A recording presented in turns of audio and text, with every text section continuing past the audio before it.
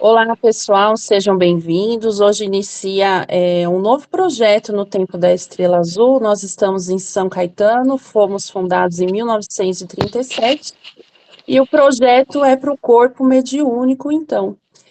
Nós vamos ter aulas online de aprimoramento, de crescimento espiritual. E essa é uma aula, então, interna que nós divulgaremos no nosso canal também da Escola Iniciática Umbanda Crística do Templo da Estrela Azul. Eu vou pedir para quem estiver com o áudio aberto, manter fechado, e nós combinamos que às 9 horas nós vamos dar pausa para perguntas, tá? Porque o seu assunto ele pode estar aqui no tema da nossa aula, tá bom? Então, às 9 horas, ela vai me informar e nós vamos dar pausa para as perguntas. Então, anotem aí as suas perguntas. Então, o tema da nossa primeira aula é suicídio, e nós vamos aí abrir a nossa cortina. Nós não podemos, então, entrar de vez assim no tema suicídio, né? Então, nós temos, para chegar nele, as aflições da vida. Então, frequentemente, olha só o que traz a Federação Espírita Brasileira. Frequentemente, a aflição é a nossa própria ansiedade, respeitável, mas inútil, projetada no futuro, mentalizando ocorrências menos felizes que, em muitos casos, não se verificam como supomos e, por vezes, nem chegam a surgir. A aflição é qualquer coisa que faz pressão sobre nós, seja simples ou seja grave, é qualquer coisa que faz pressão, então, sobre nós. Então, veja que a definição de aflição está relacionada à ansiedade, e ele coloca uma palavra aí, inútil, porque é algo do futuro, e o futuro a gente não consegue prever, tá bom? Pode passar. Então, o nosso sentimento global, né, em relação às aflições, é de desamparo, de perceber que, de repente, nada está sob controle. Nós não temos controles, não temos como nos afligir em relação ao futuro. Então, atualmente, o estresse, a depressão, a aflição são alguns dos sentimentos que nos fazem sentir mal. E no mundo perfeito, jamais os experimentaríamos. Então, precisamos aqui recordar que nossa realidade é uma realidade de mundo de provas e expiações para uma evolução planetária em um mundo de regeneração.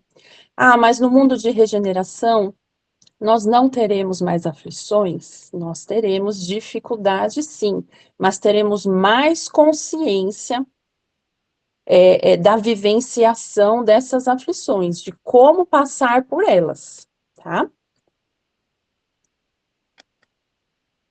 Então, o que pode ser a aflição, né?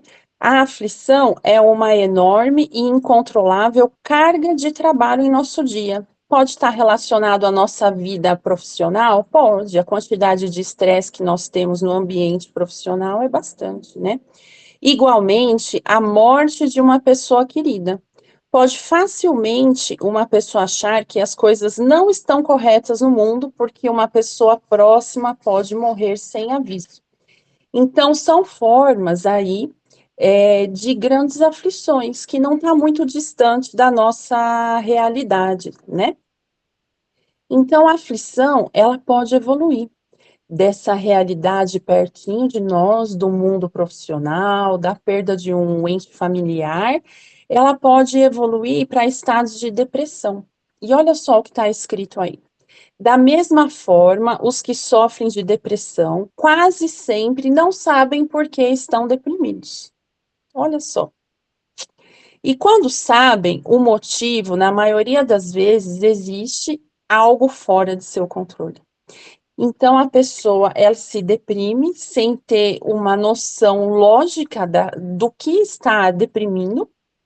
E quando ela consegue descobrir o que é, ela não tem controle disso. Ela não consegue controlar.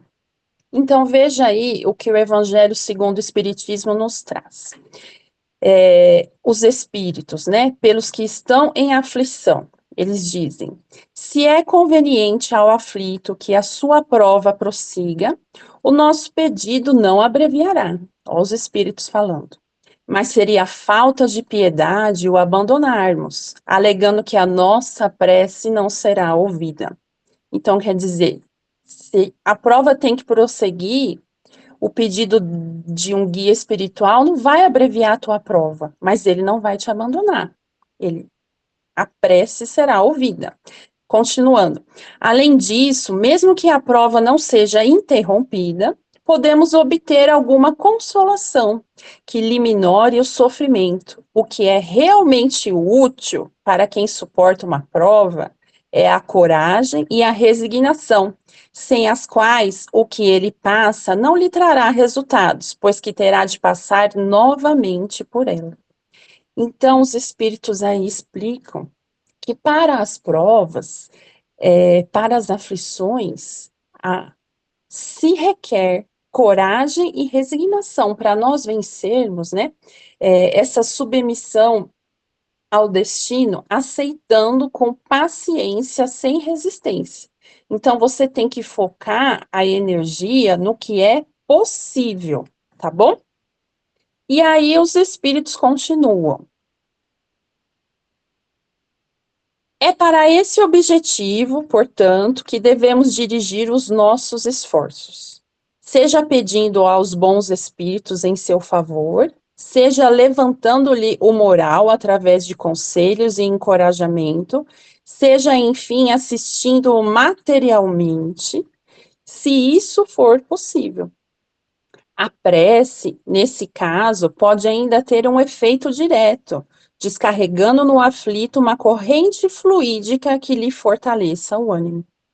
Então, veja, ele pode levantar o moral, ele pode pedir a bons espíritos, para que chegue conselhos, para encoraje, até uma ajuda material. Mas veja, em nenhum momento aí está escrito que nós seremos poupados da nossa aflição, que o problema ele vai ser retirado da nossa vida, né?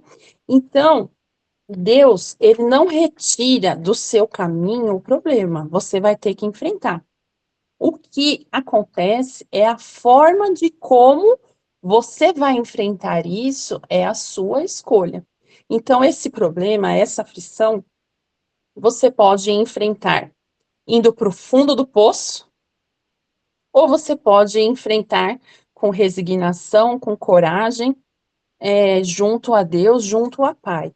Mas ninguém vai tirar esse problema de você. Isso nós temos que ter muita ciência, né? Por quê? Olha essa pergunta que está aí nesse slide. Eu partindo do princípio que Deus não vai tirar esse problema, eu vou ter que superá-lo com resignação e coragem, eu pergunto aí, ó, se nós somos poupados ou somos amparados, né? Então, ó, não fique preso nos meios das chamas quando você imaginar que se encontra em aflição. Se levante e tenha um bom ânimo. Assim, descobrirá que aquele que já venceu tudo está ao seu lado. Na aflição, o Senhor está comigo. Então, nós somos amparados. Nós temos que enfrentar os desígnios de Deus, seja ele qual for. Então, seguindo aí, ainda no Evangelho segundo o Espiritismo, tá bom? Bem-aventurados os aflitos, causas das aflições. As causas das aflições devem ser procuradas tanto no presente, atual encarnação, como numa existência passada. Devemos partir do princípio de que elas são justas. Se assim não pensarmos, poderemos cair no erro de julgar a culpa nos outros ou em Deus. Quer dizer, tudo que nos acontece tem um motivo, embora nem sempre o saibamos explicar com clareza. Então, o X da questão aí, né, o resumo da explicação aí, é que tudo que nós vivemos, ou o motivo está no presente, no hoje, ou é vida passada, tá? Mas nós temos a colheita das nossas ações. A colheita dessa ação, eu lembrando ou não lembrando, eu sabendo explicar ou não sabendo explicar, eu tenho a colheita e a consequência dela, tá? No nosso próximo slide, continua aí a causa das aflições. As compensações que Jesus promete aos aflitos na terra não podem ocorrer senão na vida futura. Olha como ele fala no capítulo. Então, a nossa plantação, ela impacta na nossa encarnação, mas ela impacta, muitas vezes, por muitas encarnações.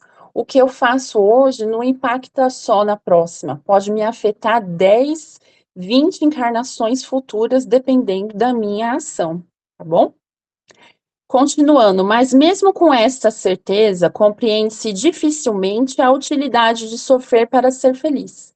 Para nós é muito difícil ainda entendermos, né, essa palavra de sofrimento atrelado à dor evolução, atrelado a ser feliz. Como é que sofrer para ser feliz, né? São palavras antagônicas. Então, por que que uns sofrem mais que outros? Por que que uns nascem na miséria enquanto os outros, né? Tudo parece sorrir, né? A fé no futuro, ela pode consolar e levar paciência, mas ela não explica estas anomalias que parecem desmentir a justiça de Deus. Veja que para nós, da doutrina espírita, com certo grau de entendimento, é difícil compreender as dores que a vida traz. E para quem não é da doutrina espírita, que não tem a consciência de uma vida futura, como é que é, né? Para essas pessoas. Só que partimos do princípio, então, que Deus é justo. Entretanto, desde que se admita Deus, não se pode concebê-lo sem infinitas perfeições. Ele é todo poder, todo bondade, todo perfeição, do contrário, não seria Deus. As vicissitudes da vida podem ser vistas sempre de dois ângulos, nesta ou fora dela.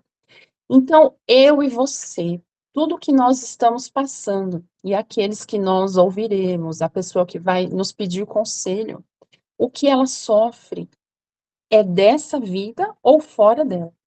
Olha o que ele coloca: remontando a fonte dos males terrestres, se reconhecerá que muitos são a consequência natural do caráter e da conduta daqueles que os suportam. Quantos não são aqueles que caem por seus próprios erros, e quantos não são vítimas de seu orgulho e de sua ambição? Então, semeadura, ela afeta a vida constantemente. Se eu mudar a rota de um avião, que seja poucas metragens, eu posso parar em outro país. Eu, com certeza, vou ter outro destino. Então, a minha semeadura, ela não está interferindo tão longe. Quando eu passo nervoso, quando eu tenho a crise agressiva, quando eu grito, eu já estou tendo ali uma descarga no meu corpo, eu já tenho cefaleia, já tenho tremor, já tenho dor de barriga, enfim, dá tremedeira nas pernas. Então, eu já tenho aí uma colheita no meu corpo. Então, essa semeadura nossa, ela está muito mais próxima do que nós vamos imaginar. Só que parte-se sempre do princípio que Deus é justo, é o Criador onipresente que vai verificar aí essa semeadura e essa colheita em todos os tempos, tá bom? No próximo slide, nós temos o livro dos Espíritos, tá? Está em Progressão dos Espíritos, questão 116. Haverá espíritos que se conservem eternamente nas ordens inferiores? Será que o Pai, ele condena algum espírito às ordens inferiores? Isso é importante nós termos, né, em mente. Não, todos se tornarão perfeitos. Eu, vocês, Nós vamos vencer as nossas aflições. O Pai diz que todos nós caminharemos e nos tornaremos perfeitos. Mudam de ordem, mas demoradamente, porquanto, como já da outra vez dissemos, um Pai justo e misericordioso não pode banir seus filhos para sempre. Pretenderias que Deus, tão grande, tão bom, tão justo, fosse pior do que vós mesmos? Então, nós evoluiremos todos, uns mais rápido, outros demoradamente, mas todos nós evoluiremos, tá? Falando aí do hoje, então. Então, as nossas aflições do hoje, essa semeadura do hoje, né? Que nós temos aí no nosso cotidiano das nossas aflições. Olha o que o Evangelho nos traz. Quantas pessoas que sofrem por sua falta de boa conduta e por nunca terem limitado seus desejos? Quantos pais são infelizes com seus filhos porque não combateram suas más tendências no início, talvez por fraqueza ou indiferença, deixando-se de desenvolver neles o germe do orgulho e da vaidade, secando assim seus corações, afligindo hoje por sua ingratidão e falta de respeito, e colhendo assim os frutos do que semearam. Todos devemos nos perguntar se estaria vivendo esta aflição caso estivesse agindo desta ou daquela maneira. E quem deveríamos culpar por tudo que estamos passando, senão a nós mesmos? Então, vale repensar aí nas nossas atitudes, mudar a rota da nossa família, é, diminuir essas aflições, então, mudar a rota desse avião, conversar com esse filho, mudar a nossa conduta. Eu posso alterar encarnações futuras se eu me modificar agora, trabalhando no crescimento, na reforma íntima, se eu conseguir alterar aí o meu padrão. Então, hoje, eu posso minorar o meu sofrimento, tá bom? Deus quer a evolução daquilo que criou. Perdão. Deus quer a evolução daquilo que criou. Deus quer que todos evoluam. Ele não deixa impune nenhum desvio do caminho reto. Não há uma só falta, por pequena que seja, uma só infração à sua lei que não tenha consequências. Isso é muito importante a gente entender, porque as aflições da nossa vida são consequências das nossas atitudes. Somos nós mesmos os culpados das nossas atitudes, tá? Então, por isso que Jesus, ele fala que nós temos que velar pelo pensamento, né? Temos que velar pela nossa palavra. Quantos distratos nós fazemos, né? Quantas pessoas fracas nós oprimimos, nós subjugamos, né? Quanta coerção. Tudo isso vai gerar uma consequência aí na nossa lavoura, né? Na nossa plantação, tá bom? E aí, todos nós estamos sujeitos a essa lei. Então, os bons, os maus, todos estão sujeitos à lei do Criador. São as leis de ação e reação, de causa e efeito, semeadura e colheita, merecimento. Olha só essa figura que está no slide de vocês. A ação da mãe sobre a criança, depois a mãe com a adolescente, depois a adolescente crescida em cima da mãe idosa. Então, veja que tudo é lei de causa e reação, causa e efeito, ação e reação, ou seja, merecimento. O Criador, ele controla nossos créditos e débitos, tá? Independente do nosso merecimento, nós temos que lembrar aí que nós temos pessoas maldosas lesando o próximo em posse do seu livre arbítrio, tá? Esse algoz de hoje, ele será vítima amanhã, tá?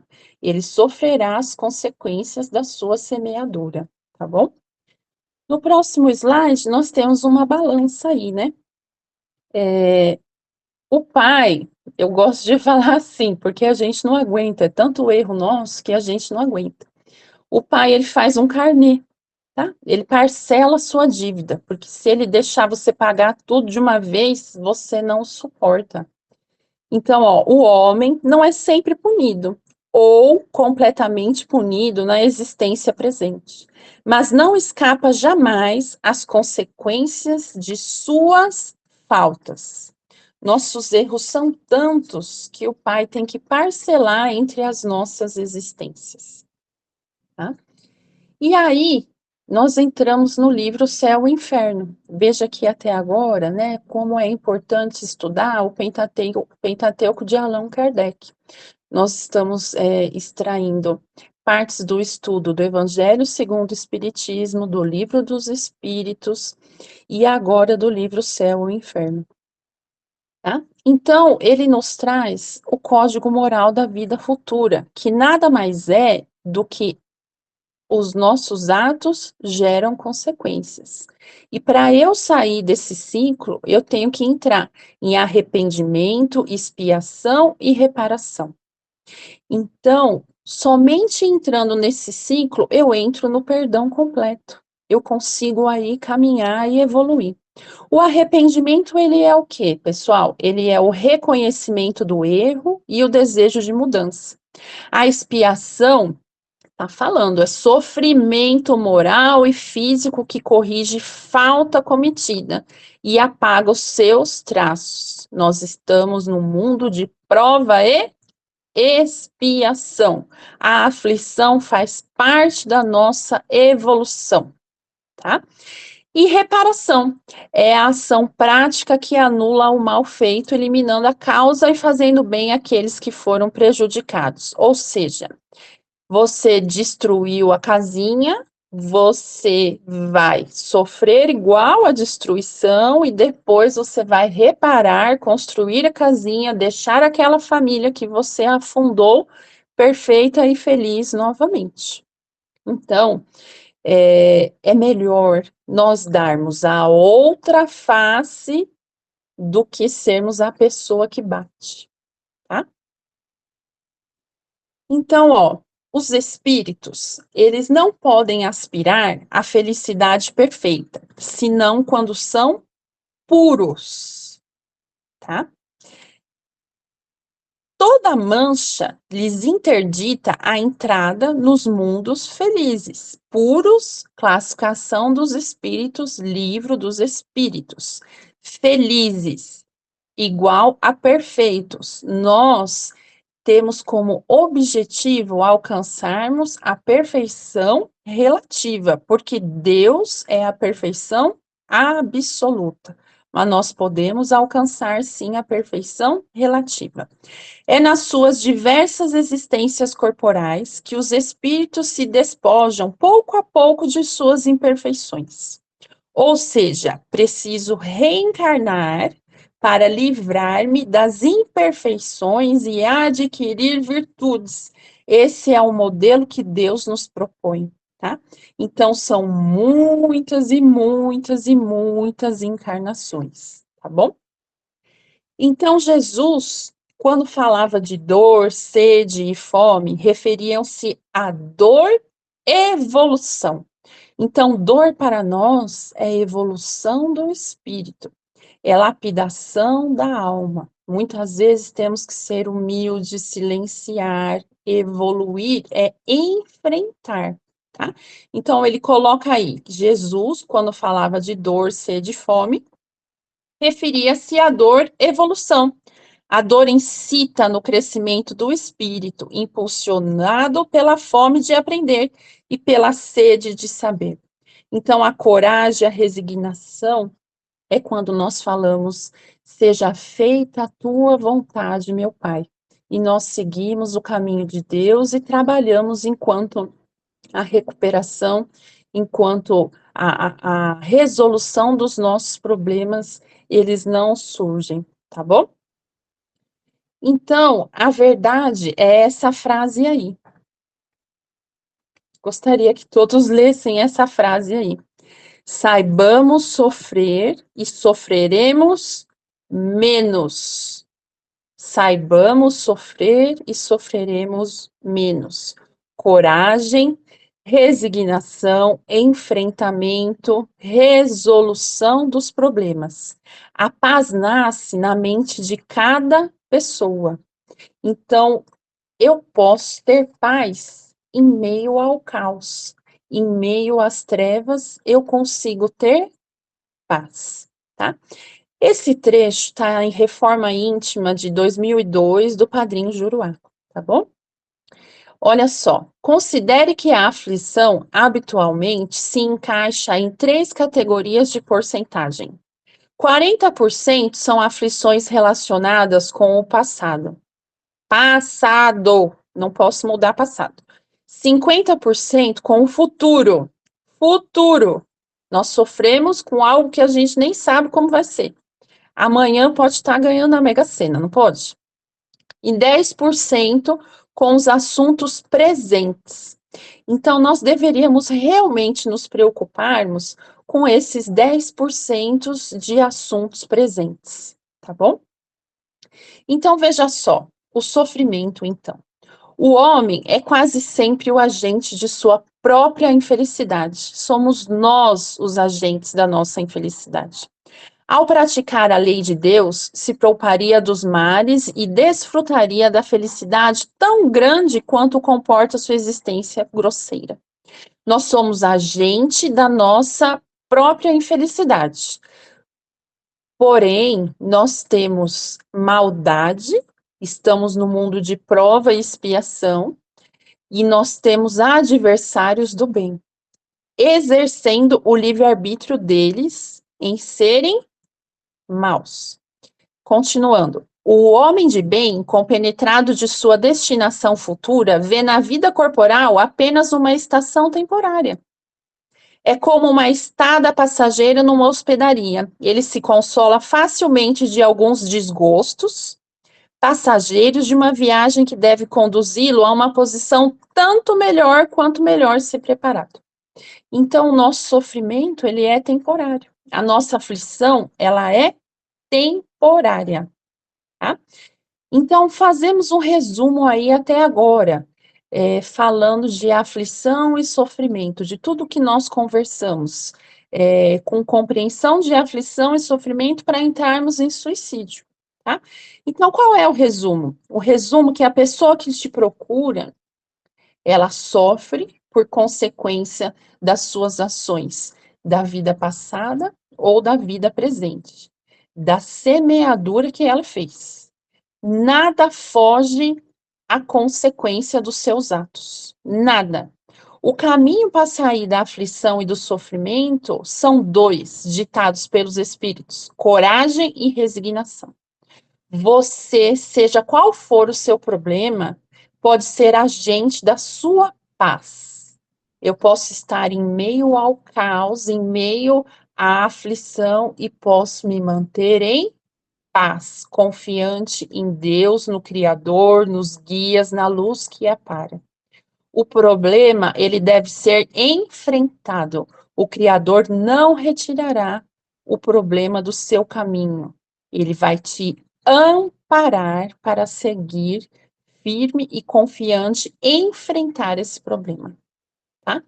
E agora, então, nós vamos entrar em suicídio, com esse conhecimento aí relembrado para vocês, tá bom? Começaremos, então, este capítulo aí do nosso estudo formulando uma pergunta. O que poderia fazer uma mente humana chegar a praticar uma atitude tão extrema? Pensa aí, vocês, que eu vou tomar um gole d'água. O que poderia fazer, então, um ser humano a chegar a essa atitude extrema de tirar a sua vida, né? Não nos cabe julgar, tá? Mas são tormentos indescritíveis e são independentes de condição social e de nível de estudo, de nível social, tá? São doenças da alma. Essa pessoa está doente da alma, não importa se o motivo para você é bobo ou se é um motivo sério, tá bom? Num certo sentido, esses doentes da alma, né, eles têm uma palavra em comum. Eles têm a palavra egoísmo em comum, tá bom? Num certo sentido, o suicídio é uma das maiores formas de egoísmo, simplesmente porque a pessoa segue apenas a sua vontade própria, ignorando os efeitos que o seu ato produz nos outros, que é a negação do maravilhoso ato da criação de Deus. Então, o egoísmo é a atitude de colocar os próprios interesses e necessidades em primeiro lugar, muitas vezes em detrimento dos outros. Então, essa pessoa do suicídio, a principal característica dela é o egoísmo. Olha o que ele nos traz. Às vezes você vem para uma vida para aprender uma única característica que está faltando. O suicida é um exemplo. Ele vem com uma carga pesada, tá? E acaba se suicidando. Ele sucumbe ao peso, à carga, à cruz, tá?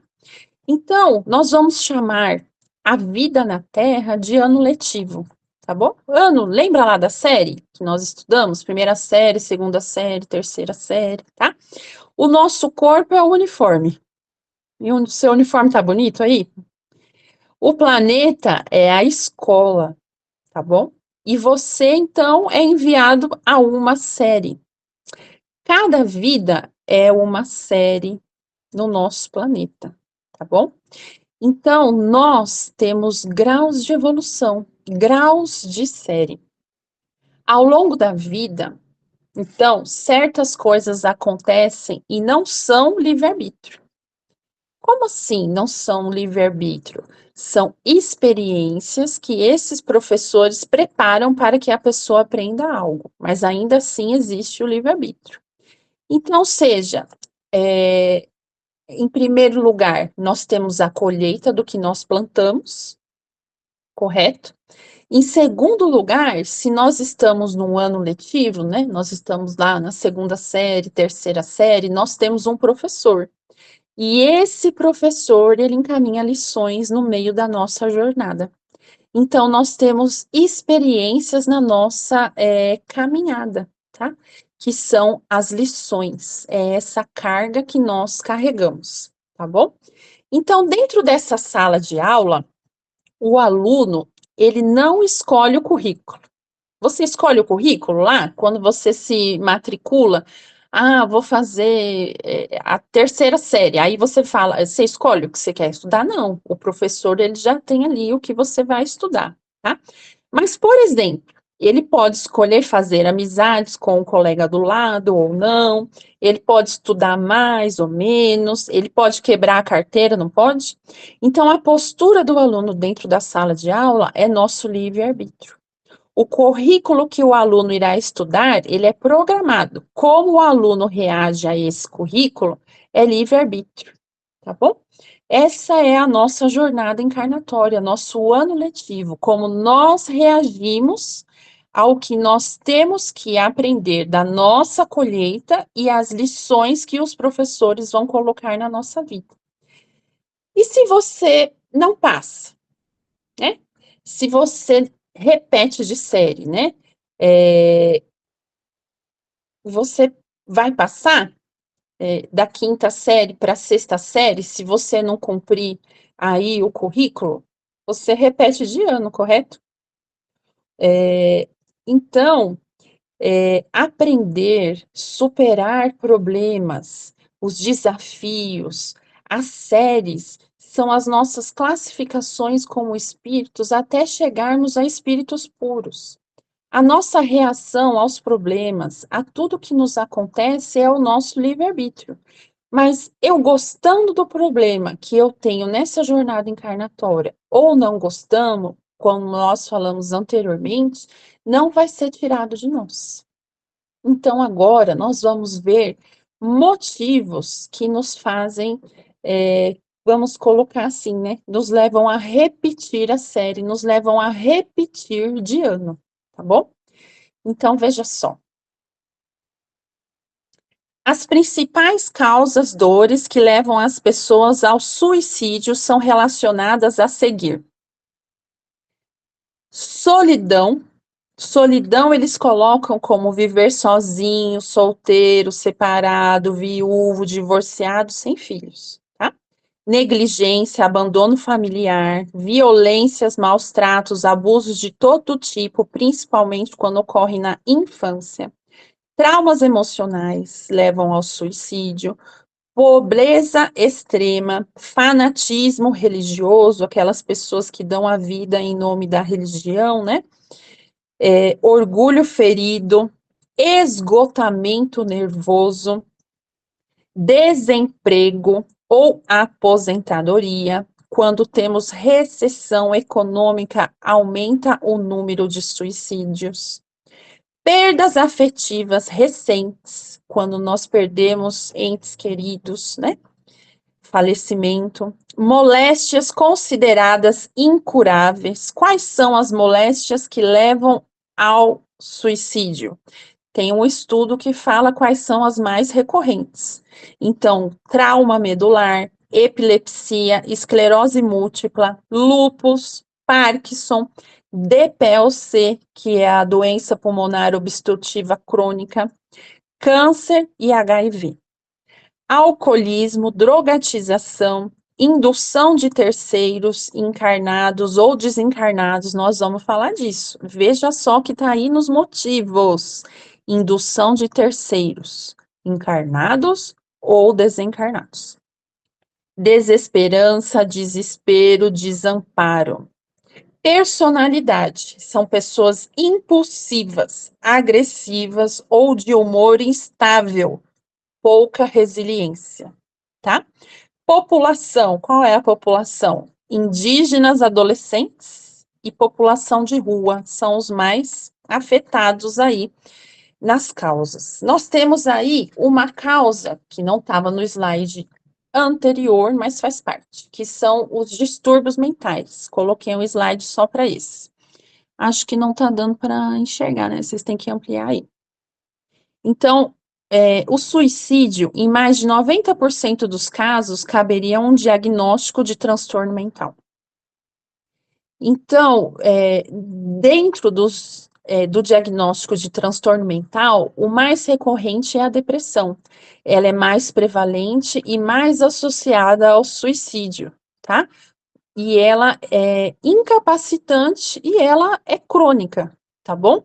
Transtorno bipolar, anorexia, transtornos de personalidade, esquizofrenia, transtorno por uso de substância psicoativa, transtorno de humor, transtornos orgânico-mental, transtorno de ansiedade, transtorno de ajustamento e outras séries de transtornos psicológicos, tá?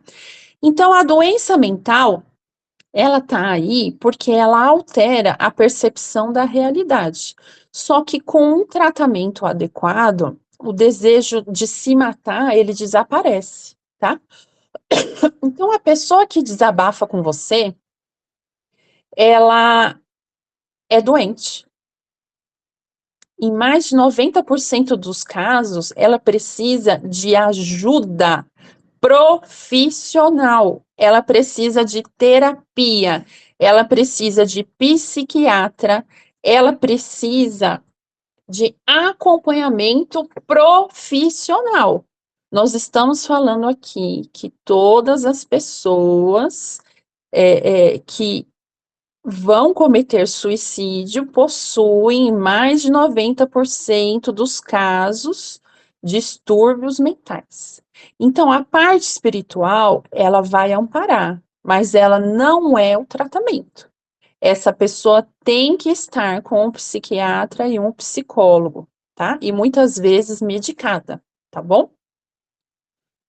O último, né? E acredita-se que a maioria dos suicídios são causados por ele, é a falta de fé. Olha só, a maior causa de suicídio, o principal, é a falta de fé, é o materialismo severo. Eu não creio na vida futura.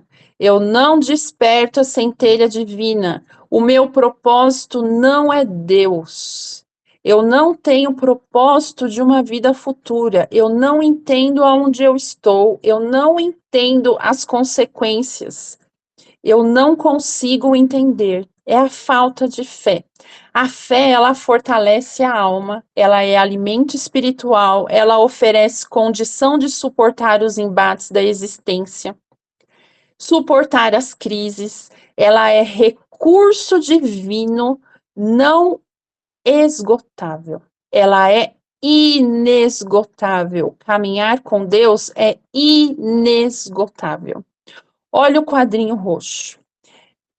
É o desfecho de uma série de fatores que se acumulam na história do indivíduo, não podendo ser considerado de forma causal e simplista apenas a determinados acontecimentos pontuais da vida do sujeito. Então, de todos essas causas aí que nos fazem, essas aflições que são causas do suicídio, não é apenas uma, né? É um conjunto de fatores. O indivíduo carrega vários fatores além do distúrbio mental. E o principal deles é a falta de fé, tá? Então, veja, a incredulidade, a simples dúvida sobre o futuro, as ideias materialistas numa palavra, são os maiores incitantes ao suicídio, ocasionam a frouxidão moral. Quando os homens de ciência, apoiados na autoridade do seu saber, se esforçam por provar aos que os ouvem ou leem que estes nada têm a esperar depois da morte, não estão de fato levando-os a deduzir que, se são desgraçados, coisa melhor não lhes resta senão se matarem. Então, veja, o que é que ele está falando aí? Que a ciência, quando ela apoia que não tem vida após a morte, quando se apoia uma doutrina materialista, eu praticamente estou sendo o incitante ao suicídio, tá? É isso que está dizendo aí no Evangelho segundo o Espiritismo. Então, para o mal, para o adversário do bem, é muito importante combater o Espiritismo. É crucial, então, eu dominar o ser humano, eu dominar a ciência, eu dominar o ser humano pelo materialismo, porque eu impeço ele de crescimento moral, eu impeço ele de reforma íntima, eu impeço ele de se tornar uma pessoa melhor, porque para que eu vou me tornar uma pessoa melhor? O que eu preciso é ter o carro melhor, a casa melhor, é ter mais dinheiro, eu preciso viver o material, tá? Quantas religiões hoje, que Deus permite, e não nos cabe julgar, pregam o dinheiro e a luxúria, né? Não nos cabe julgar, mas nós estamos aqui abençoados numa Umbanda crística que vai pregar a sua mudança inferior. Então, para combater o espiritismo, é muito importante, crucial, então, que o mal, ele domine o ser humano por essa parte material, tá? Então, o veneno do materialismo, né, ele é um veneno. Nós precisamos ter as coisas materiais, precisamos, como encarnados, nós estamos no mundo, né, nós precisamos das coisas materiais, mas nós não somos escravos dessas coisas, tá? Então, olha só o que está escrito. Que lhes poderiam dizer para desviá-los dessa consequência? Que compensação lhes podem oferecer? Que esperança lhes podem dar? Nenhuma, a não ser o nada, né? No veneno, no materialismo, é o nada. A propagação das doutrinas materialistas é, pois, o veneno que inocula a ideia do suicídio, na maioria dos que se suicidam, e os que se constituem apóstolos de semelhantes doutrina assumem tremenda responsabilidade. Então, no suicídio, não tem, para essa pessoa materialista, não tem continuidade, não tem visão do futuro, não tem encarnação, não tem propósito, tá bom? Então, no Livro dos Espíritos, nós temos ali na questão 943, donde nasce o desgosto da vida, que sem motivos plausíveis, vou ler de novo, tá? Donde nasce o desgosto da vida, que, sem motivos plausíveis, se apodera a certos indivíduos? Resposta: efeito da ociosidade, da falta de fé, olha ela de novo, e também da saciedade. Então, da onde vem o desgosto da vida sem motivo nessas pessoas, né? Do ócio. O ócio é a inatividade.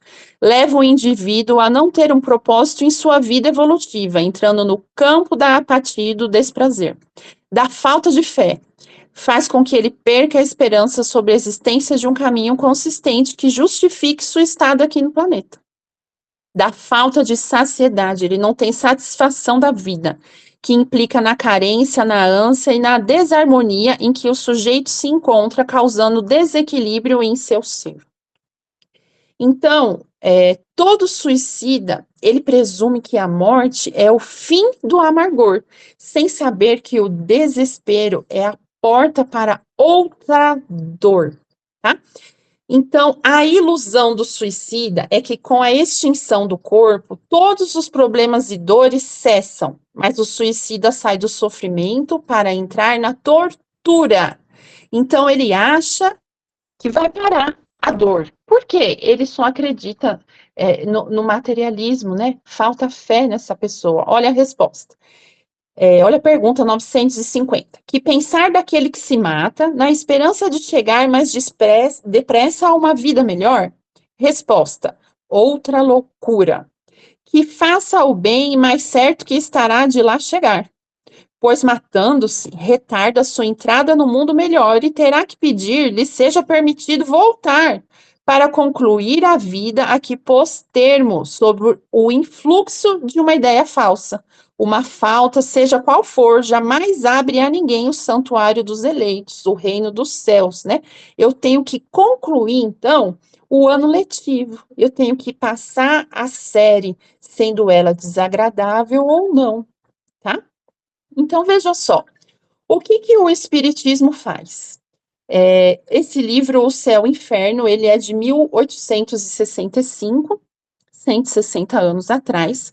O Espiritismo vai lá e ele evoca 9 suicidas. Ele chama 9 espíritos de suicidas em entrevista. Tá lá nesse livro. Eu escolhi 3, tá? 3 espíritos, 3 histórias aqui. Depois vocês vão ler lá, que é muito interessante. O suicídio da Samaritana, Paris. Homem de 50 anos suicidou-se no banheiro de um hotel, procurando não deixar vestígios para que não reconhecessem quem era. Motivo: se sentia um desprezado e que ninguém o amava. Não acreditava no futuro, era um desiludido. Situação: não tinha certeza de que estava morto. Ainda sentia os vermes a corroerem. Momento da morte, menos doloroso do que depois da morte. Mãe e filho. Mãe negociante se suicida no celeiro após filho gravemente doente desencarnar. Motivo: mãe queria ficar com o filho mesmo depois de sua morte. Situação: revoltada com Deus por não poder encontrar seu filho. O filho desencarnado sofre pelo ato da mãe. Em vez de unir no futuro, o suicídio retardou o reencontro dos dois. Missão interrompida. Qual era a sua missão? Resignação com a morte do filho. Aceitar os desígnios da providência divina. Próximo caso. Caixa de uma casa bancária do Canadá. Homem pacato e chefe de numerosa família se matou. Motivo: na penúltima encarnação, havia envenenado o noivo de uma mulher que amava e depois se enforcou de remorso. Na última encarnação, foi obsidiado pelo pai do noivo, que fomentou as ideias de suicídio para quitar o débito. Olha o obsessor de vida passada. Situação: relatava ainda horror ao crime e de como era ainda infeliz. Será submetido novamente à prova do suicídio voluntário. Missão interrompida: passar por novas provas para fortalecer o bom caminho. O teste dele é o obsessor, tá? O guia espiritual, ele orienta, Quem testa você é obsessor, tá? O teste é uma influência negativa. Negativa, tá? É fluido mental negativo, sugestivo na tua cabeça. Então, ou você passa no teste, ou você vibra igual, tá? Então, veja, pergunta ao guia do médium. Um espírito obsessor pode realmente levar o obsidiado ao suicídio? Certamente, pois a obsessão que de si mesma é já um gênero de provação, pode revestir todas as formas. Mas isso não quer dizer isenção de culpabilidade. O homem dispõe sempre do seu livre-arbítrio e, consequentemente, está em si o ceder ou resistir às sugestões a que o submetem. Então, o teste do obsessor, a influência negativa, ainda assim está abaixo do seu livre-arbítrio, tá? Olha essa frase, então. A obsessão, como as enfermidades e todas as tribulações da vida, deve ser considerada prova ou expiação e, como tal, aceita. É quando nós vemos os guias orientarem e falarem assim, que o obsessor, muitas vezes, seja ele de vida, ele é uma prova, né?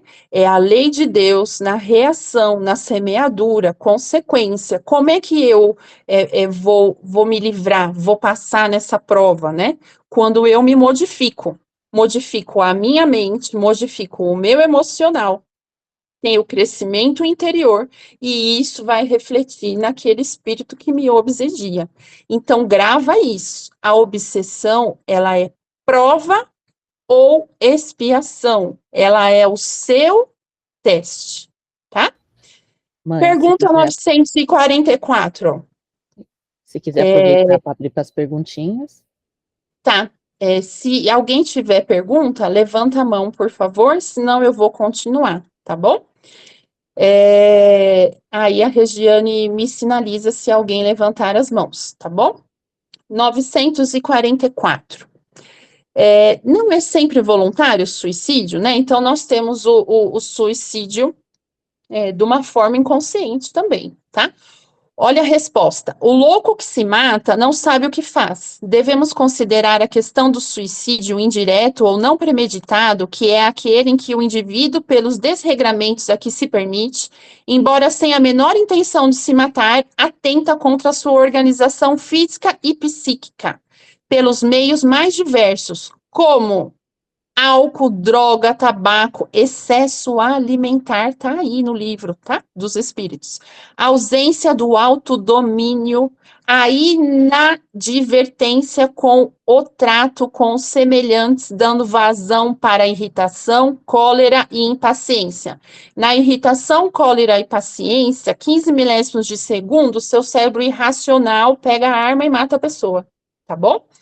Então, olha a foto do André Luiz, né? O suicida inconsciente. O suicida não consiste somente no ato voluntário que produz a morte instantânea, mas em tudo quanto se faça conscientemente para apressar a extinção das forças vitais, tá? Então, no filme aí, André Luiz, no livro, né? André Luiz utilizava do álcool, era etilista, e ele fica no umbral 8 anos, sendo chamado de suicida, sem conseguir entender o motivo, tá bom? Então, relatos de antigos suicidas em obras mediúnicas descrevem vales sinistros, onde se congregam em tétricas sociedades os que sucumbiram no autoextermínio. Então, eu saio do sofrimento terreno e eu entro na tortura do embaixo, tá? Que é o local que o espera, é um local de tortura. Isso aqui é o Padrinho descrevendo no livro dele, tá? Visão constante de cenas do suicídio, experimenta o padecimento físico da última hora terrestre, Ou seja, impressão do tóxico, o enforcamento, o afogamento, pular do prédio, fica revivendo isso.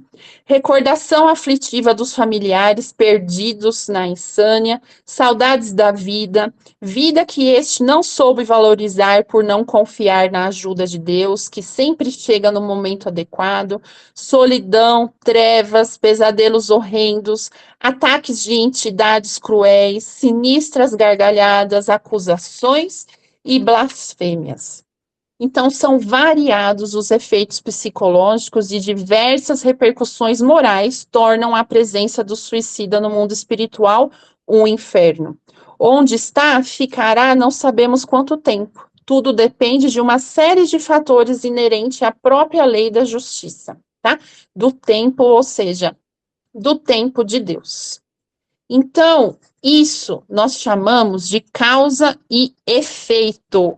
É karma, não tem nada a ver com punição. O umbral, ele não é criação divina, é criação humana. Esse plano, ele é plasmado a partir das coisas trevosas que estão dentro de nós. Deus não pune, tudo perdoa. Nós mesmos criamos o umbral. O umbral, ele é um estado consciencial. Foi o ser humano que criou o plano astral. Avançado dessa forma, a vida é patrimônio de Deus, não lhe cabe destruir, tá? E como que é a volta, né? A volta desse suicida, né? Se a tortura do espírito após o suicídio é horrível, seu retorno pela reencarnação será a base de duras penas, então. Então, na questão 957, quais, em geral, com relação ao estado do espírito, as consequências, então, do suicídio?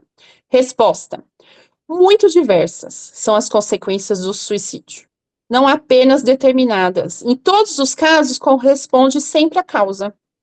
Há, porém, uma consequência que o suicida não pode escapar, é o desapontamento. Ou seja, a primeira decepção que o aguarda é a realidade da vida que não se extingue com a transição da morte do corpo físico. É o desapontamento. Mas a sorte não é a mesma para todos, depende da circunstância. Cada caso, então, é um caso. Não existe uma questão para todos os suicidas. Alguns espiam a falta imediatamente, outros em nova existência, que será pior do que aquela cujo curso interrompeu, tá? Então, nós teremos nesses espíritos reencarnações frustradas, se interromperão quando for maior o desejo de viver. Então, aquela pessoa de sucesso, no auge de tudo, etc. e tal, ela é retirada quando ela mais quer viver. Então, são mortes prematuras, muitas vezes, tá? Com tudo pela frente. Não quer dizer que todos os casos são assim, né? Muitos espíritos vêm só para cumprir aquele tempo, né? Não precisam mais ficar tantos anos aqui na terra de sofrimento, tá bom? Só que é fato, o suicida, ele acarreta danos ao seu perispírito. Ao reencarnar, além de enfrentar vários problemas ainda não solucionados, ainda terá acrescido a necessidade de reajustar a sua lesão perispiritual. Então, ele vai voltar com uma lesão, tá? Então, o padrinho, lá no livro, ele descreve doenças correlacionadas ao tipo de suicídio, mas eu achei bastante pesado, não trouxe, tá? Mas, por exemplo, ele fala lá que se a pessoa queimou, ela reencarna com tal doença. Se ela se afogou, ela reencarna com tal doença. Se ela se enforcou, é assim que ela vai voltar, tá bom? Então, ó, o suicídio, ele está longe de ser a porta da salvação, e sim um sombrio porteio de inimaginável tortura, tá? Ele é porta para a tortura. Que nenhum ser humano, isso é frase do padrinho, permita em nenhum momento seguir a sinistra ideia de exterminar a própria vida a fim de evitar que venha cometer a mais grave das infrações das leis divinas. É a mais grave infração. É você retirar a vida que o Criador te deu, tá? Então, veja só, vamos colocar aí 3 livros agora para falar que é uma infração à lei divina. Céu e o Inferno, livro e 2 livros, livro do Espíritos. Buscando respostas na codificação da doutrina espírita, compreenderemos que o suicídio é um crime aos olhos de Deus e que importa numa transgressão da lei divina, vindo a constituir sempre uma falta de resignação e submissão à vontade do Criador. Tá? Então, Deus sabe a nossa trajetória, cabe a nós resignação e coragem. Tá? Então, jamais o homem tem o direito de dispor a vida, porque só cabe a Deus retirá-lo do cativeiro da terra. O suicida é um prisioneiro que se evade da prisão antes de cumprir a pena. Quando preso de novo, é mais severamente tratado, mergulha em desgraças maiores, tá? Tá lá no livro dos Espíritos, tá bom? Aos familiares, então. Aos familiares das pessoas que suicidam, o grande conforto é que a doutrina espírita traz, porque as outras não trazem, né? Trazem um inferno sem perdão eterno, né? A doutrina espírita, ela oferece aos familiares de pessoas que se suicidaram a certeza de que Deus não desampara nenhum de seus filhos, por mais que estes se equivoquem e se desviem de suas soberanas leis. Ninguém está relegado ao sofrimento eterno. Se assim fosse, Deus não seria infinitamente misericordioso, nem justo, não poderia ser Deus. Então, os familiares têm alento na doutrina espírita, porque tudo evolui para Deus. Tudo terá uma nova oportunidade. Só que um suicida, os estudos falam que ele impacta pelo menos 60 pessoas quando ele se suicida. Entre familiares, amigos, colegas, conhecidas, ele causa um impacto na vida dessas pessoas. E os sobreviventes da perda, né, do suicídio, eles são chamados de sobreviventes, tá? Essa família, obrigatoriamente, ela tem que ser acompanhada por um profissional durante o luto, tá? É obrigatório esse familiar ter um psiquiatra, fazer terapia, porque é muito difícil a prova de um ente se suicidar, tá bom? Então, veja só o que a Meimei traz. Em todos os relatos descritos anteriormente, os suicidas suplicam que rezem por eles. A oração nem sempre nos retira do sofrimento, mas sempre nos reveste de forças para suportá-lo. Então, ao espírito suicida, anos e anos e anos de prece, de oração, de amparo, de carinho, cabe a esse familiar rezar, tá bom? Então, veja só. Glorificai, pois, a Deus no vosso corpo e no vosso espírito, os quais pertencem a Deus. Nós pertencemos ao Criador. Criador é o nosso dono, né? Temos os desígnios divinos em nossa vida. O pai não dá pedra para um filho que pede pão, tá? Então, veja só. O suicídio, ele é considerado um problema de saúde, tá? De saúde pública mundial. E ele é muito subnotificado, tá? Então, a cada 100 habitantes, 17 tem pensamento suicida, 5 tem plano, 3 faz tentativa, e no pronto-socorro se registra um só que chega à morte. Então, ele ainda é muito subnotificado. Olha quantas pessoas, né? Quantas que nós notificamos. É aí muito pouco, né? Uma sala de 30 pessoas, vamos ver aqui na nossa aula. 46 pessoas na nossa aula. E uma sala com 30 pessoas, 5 delas já pensaram em suicídio. Já pensaram, tá?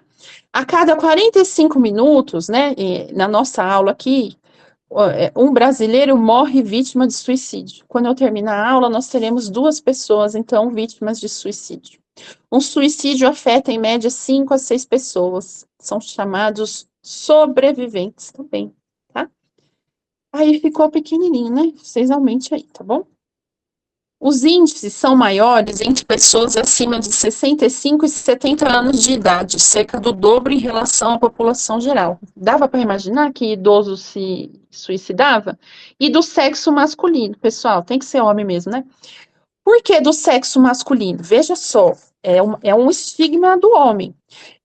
O homem ele é requisitado a ter mais força, a ter mais independente. Então, ele tem que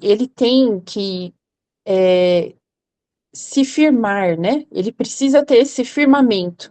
E isso impede ele de procurar ajuda. E aí o homem, ele entra na solidão, ele vai pro isolamento e ele se suicida 3 vezes mais do que a mulher. Por que que a mulher se suicida menos, tá? Porque a mulher, ela tem mais rede social, de proteção, ela se engaja em atividade doméstica, em atividade comunitária, ela começa a construir um novo sentido para a vida dela, tá bom? Então, veja esse estudo aí do Canadá. 1 em cada 4 adolescentes e todo mundo está com sintomas de depressão. 1 em cada 5 jovens apresenta os sintomas de ansiedade clinicamente elevados. Pesquisa aí das Nações Unidas do Brasil com jovens e adolescentes no pós-pandemia. Nós temos um impacto aí pós-pandemia, tá? Apresentou o quê? 6 a cada 10 jovens estão passando por ansiedade. Nos últimos 6 meses, metade sente cansaço e exaustão frequente pós-pandemia. 18% dos jovens relataram depressão e 9% automutilação ou pensamento suicida. Outro caso também, identidade de gênero sexual. Quando a pessoa não se define, né? Maior risco suicida. Precisa ter sensibilidade com essa questão também, tá?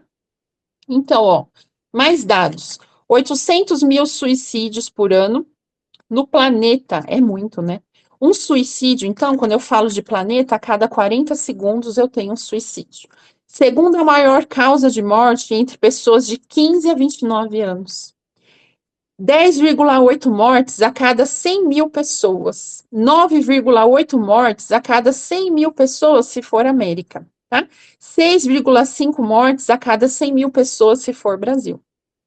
Então, veja, apesar de a taxa do Brasil estar abaixo da média mundial e das Américas, o Brasil está em 8º lugar entre os 59 países que registraram aumento de casos neste século.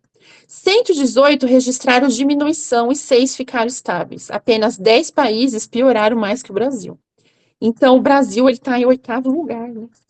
É muito suicídio para o nosso país, né? Então, ó, a pessoa que tentou suicídio uma vez, se não tiver apoio para revalorizar a vida, tentará outras vezes até que ocorra uma última tentativa, a fatal. É importante manter-se atento, pois muitas vezes uma tentativa frustrada pode ser um aviso de suas intenções. A pessoa que se mata dá avisos antes de se matar, podendo ser avisos diretos ou indiretos. Está provado que de cada 10 pessoas que se matam, 8 deixam algum tipo de aviso que, se compreendido ao tempo, talvez pudesse salvar vidas. Tá? Então, aquela história de que ela está falando, mas não vai fazer nada, não, ela está falando porque ela está avisando.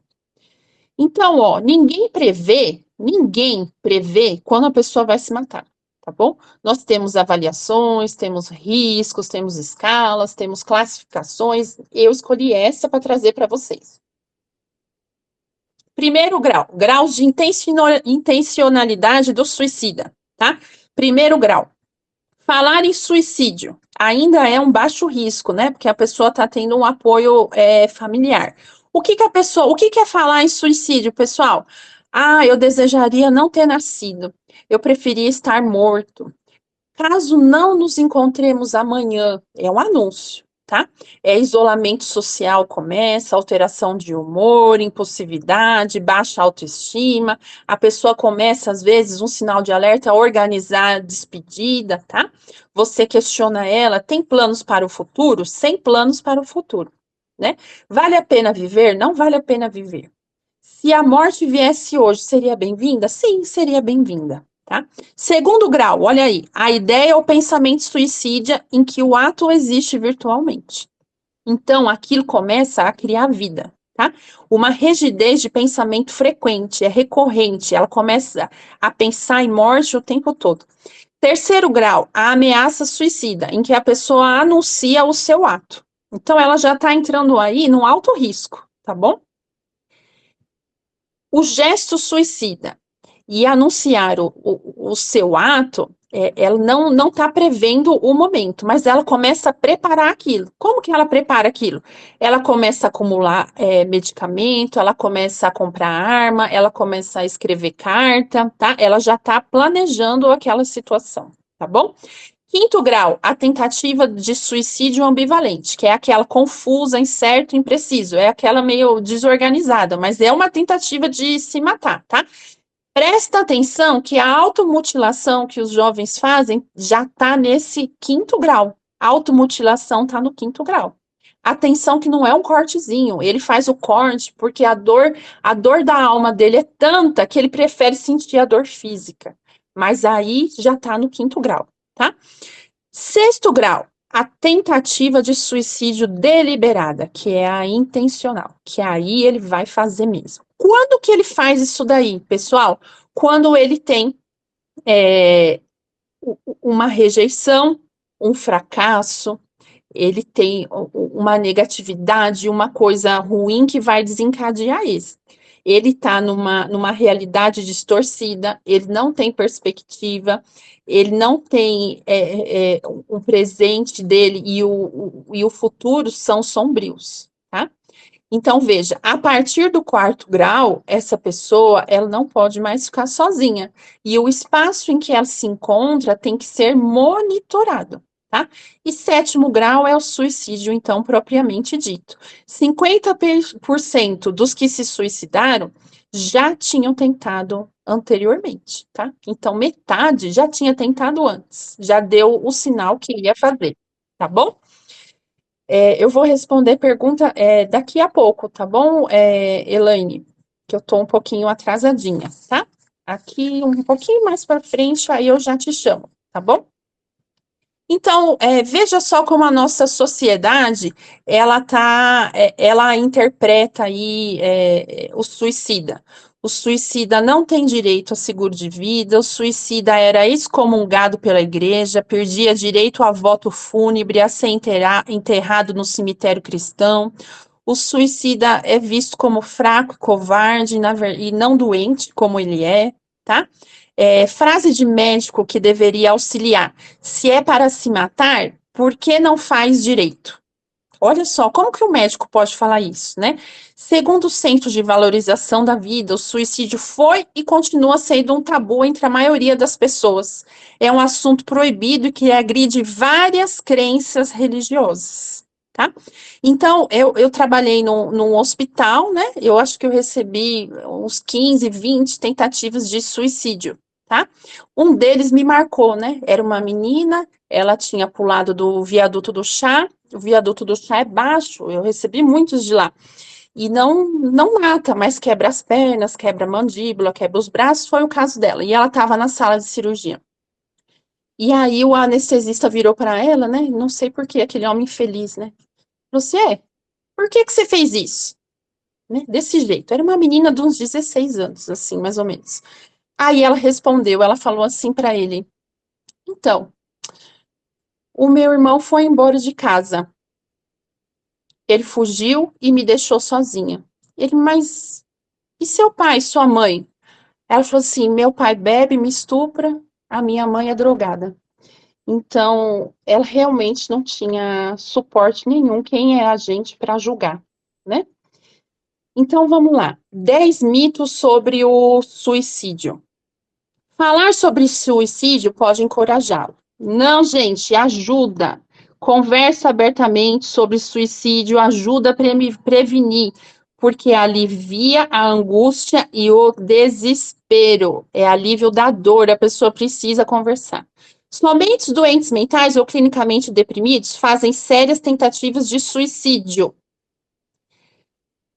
Não, qualquer um faz.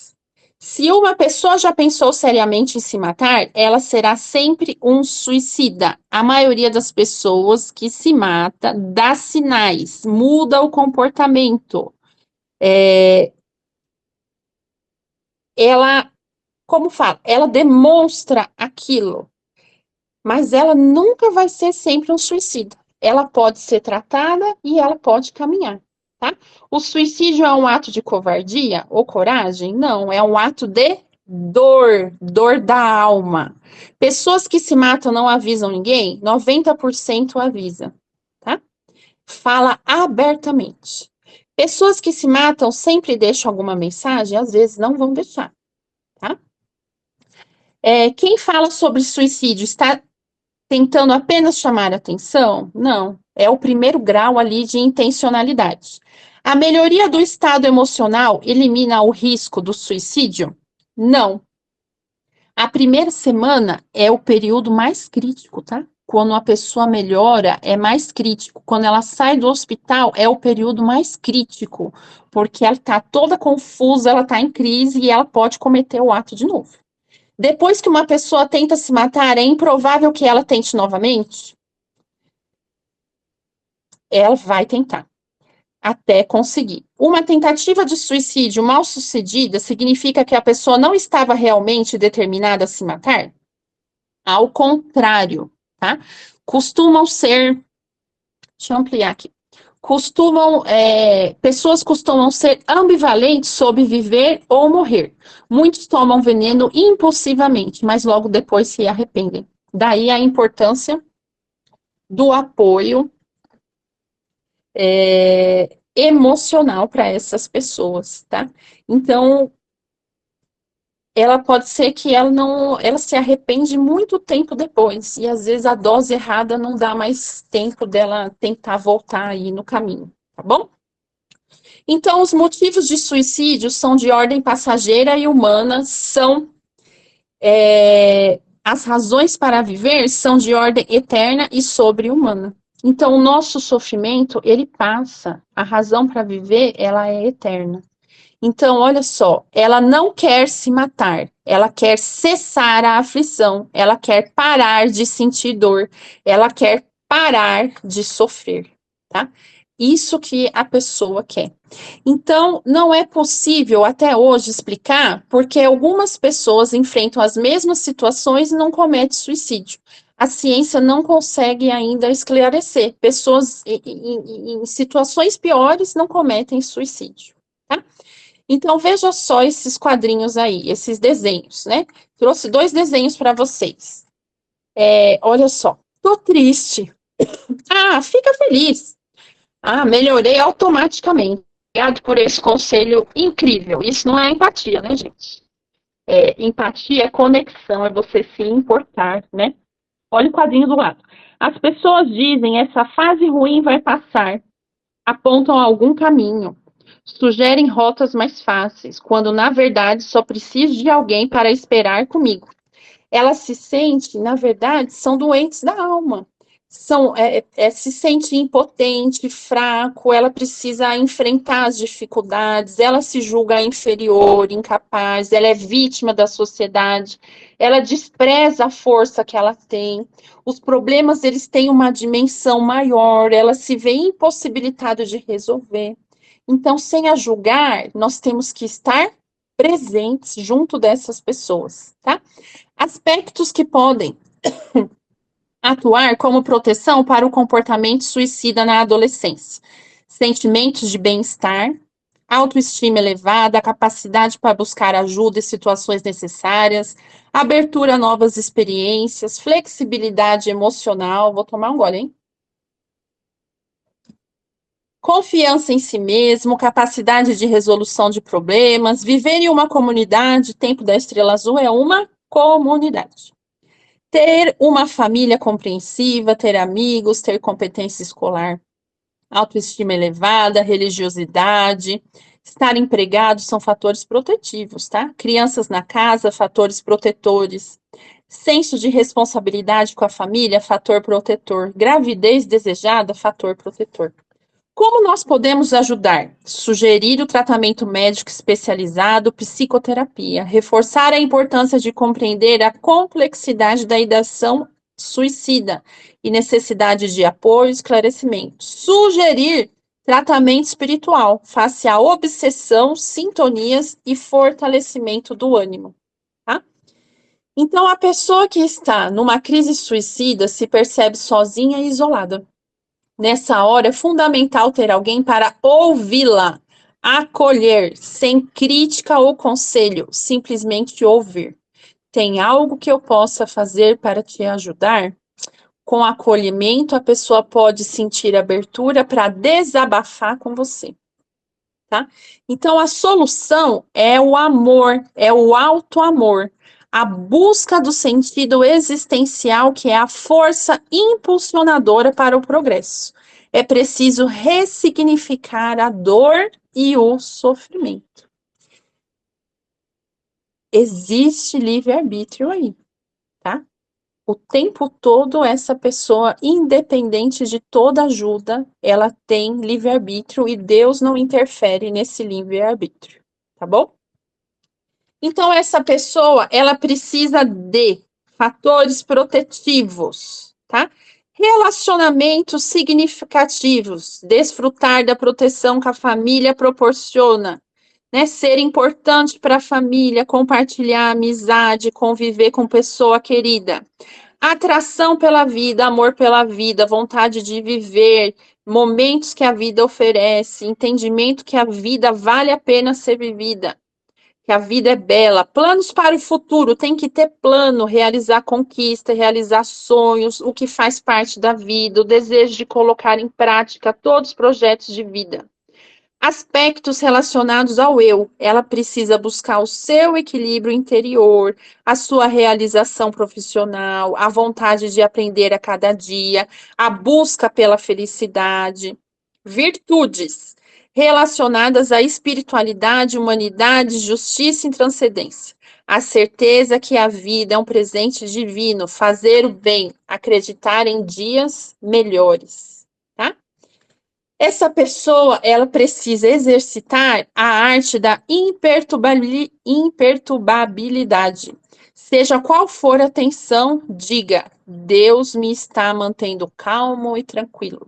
Exercitar o vaziamento da mente. Isso está no livro do Padrinho. Afirmando: agora estou esvaziando minha mente de todas as ansiedades, medos e inseguranças.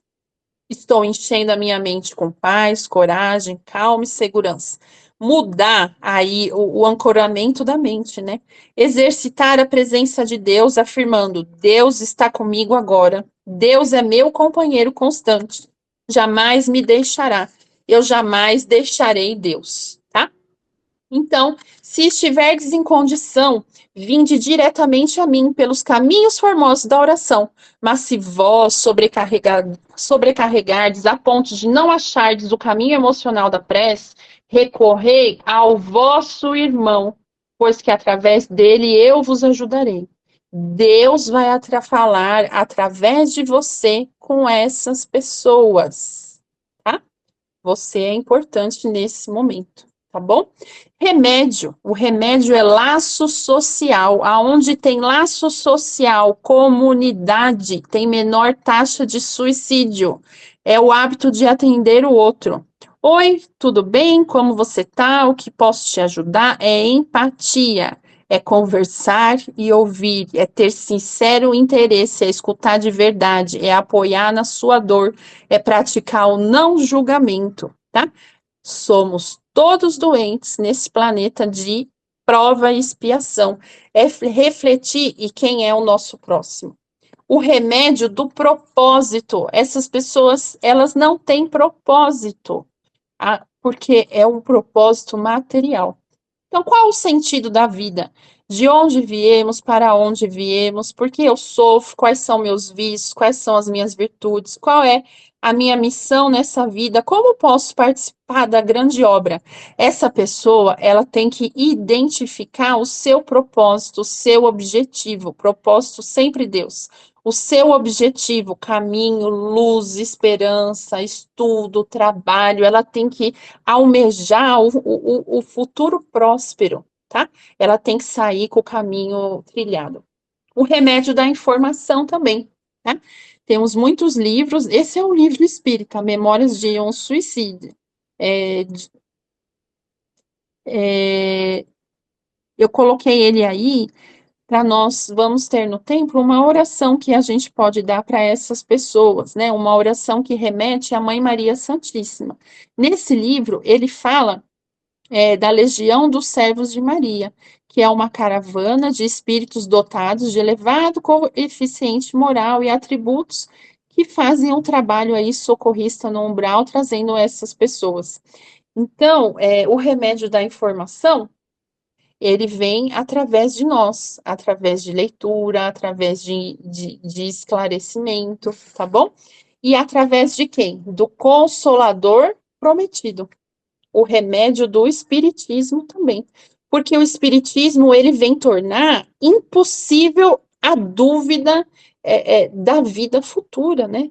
Do aspecto da vida, do reino de Deus, né? Que nós poderemos, na questão lá 244, quando somos perfeitos, ver a Deus. Agora, imperfeitos, podemos sentir Deus, né? Inferiores, né? Então, a calma e a resignação, a confiança no futuro é que vem trazer o espiritismo para essas pessoas, tá? Nós temos um canal de CVV, que é o Centro de Valorização à Vida. Toda vez que você escreve suicídio no Google, abre esse canal, o número de telefone oferecendo ajuda, tá? Então, lá nós temos cursos, tem voluntariado, tem cartilha, tem camiseta, tem folder, tem tudo à disposição. Você pode ligar, você pode falar no chat, você pode mandar o e-mail, tem endereço para atender, você pode ser voluntário lá e doar o seu tempo também, tá bom? Alguns trechos aqui da nossa aula saíram desse livro, Viver é a Melhor Opção. É um livro espírita aí do André Trigueiro. Somos os construtores do nosso destino e ele se desdobra à nossa frente a partir das escolhas que fazemos a cada instante. Então, agora, para encerrar, e aí eu vou abrir as perguntas, tá bom? Pode ir para o próximo, por favor. Para encerrar, vamos trazer Chico Xavier, né? Que ele foi abençoado em escrever, em psicografar, né? O título é Tudo Passa. Todas as coisas na terra passam. Os dias de dificuldade passarão. Passarão também os dias de amargura e solidão.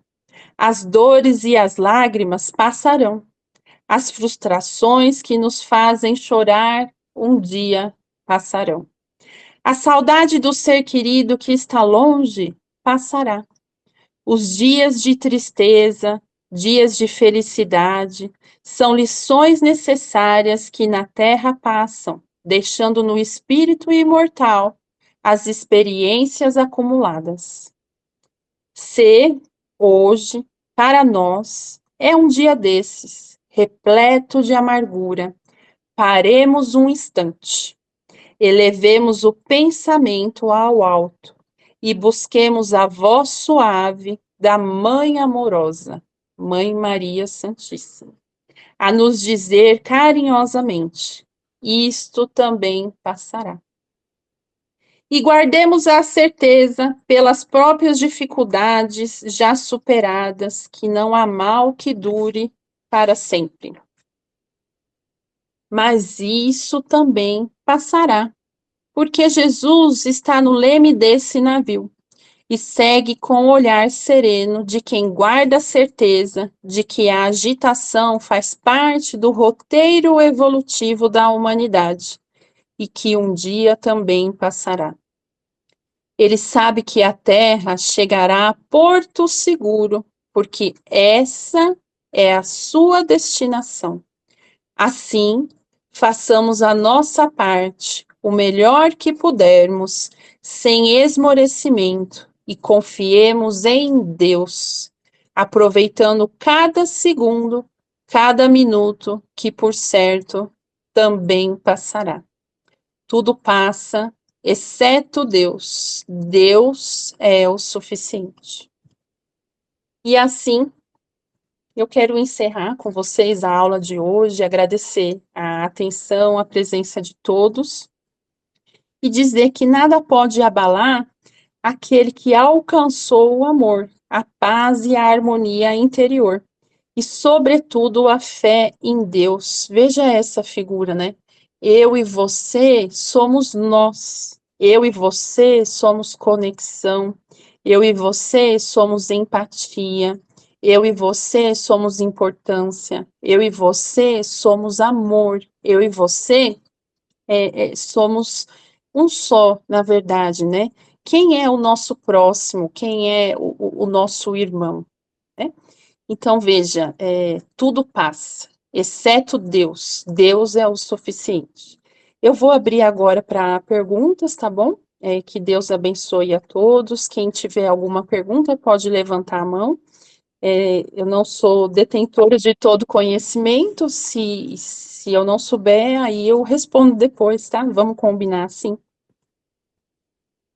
Eu vou pedir para a Regiane abrir, então, o áudio da Elaine primeiro, né? Pode falar, Tudo Elaine. bem.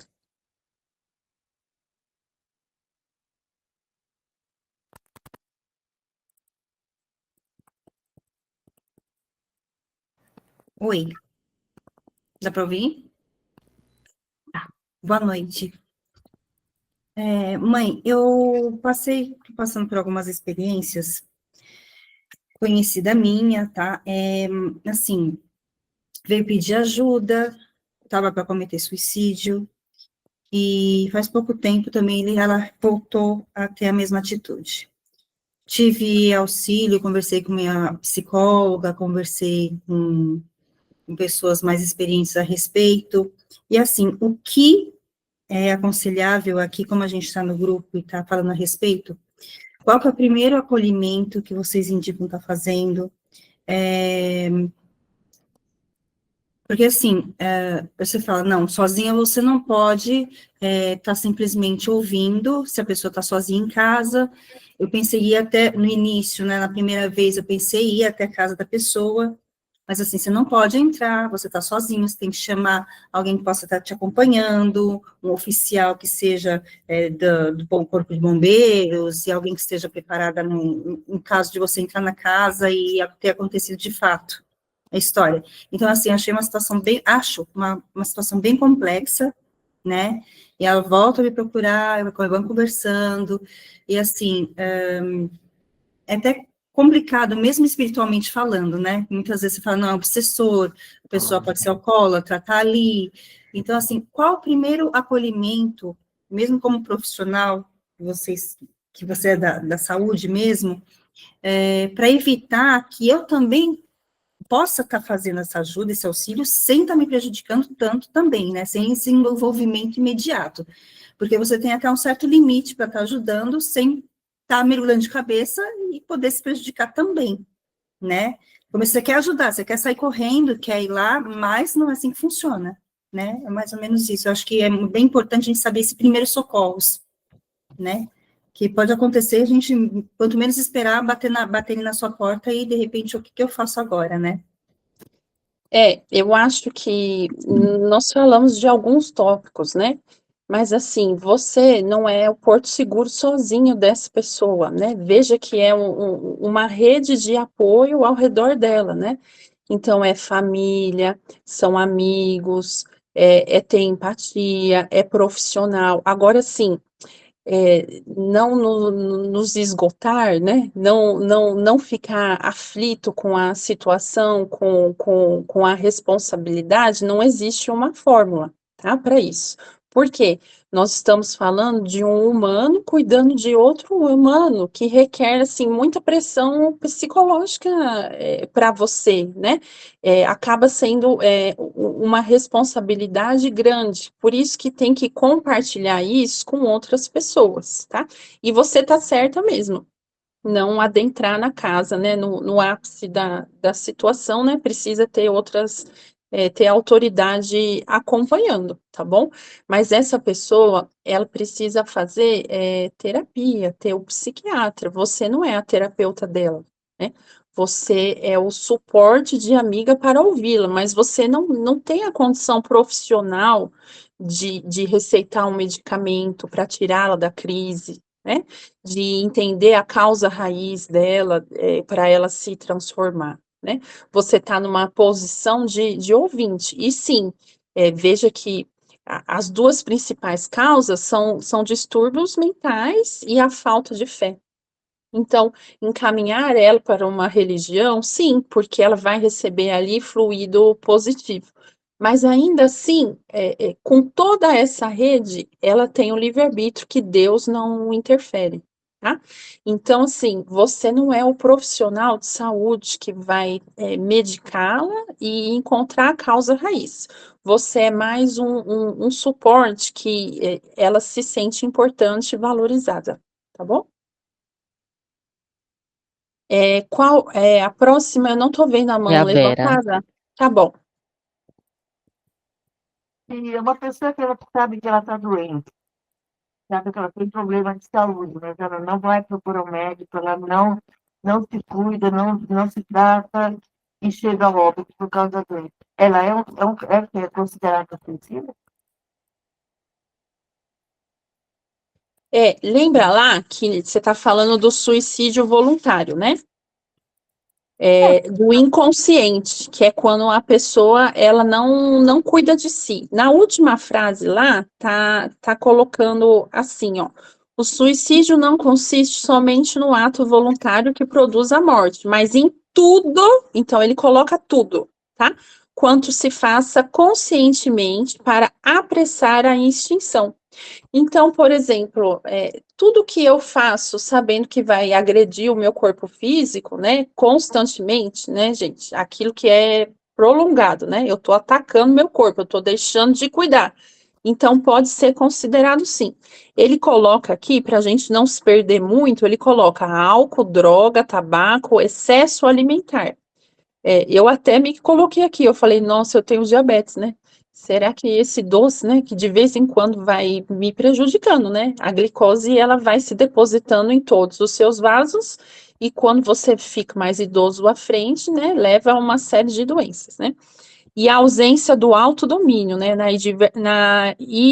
advertência no trato, né? Quando eu perco na irritação, na cólera, tá? Então, ele coloca tudo. E ele coloca aqui que isso é avaliado, tá?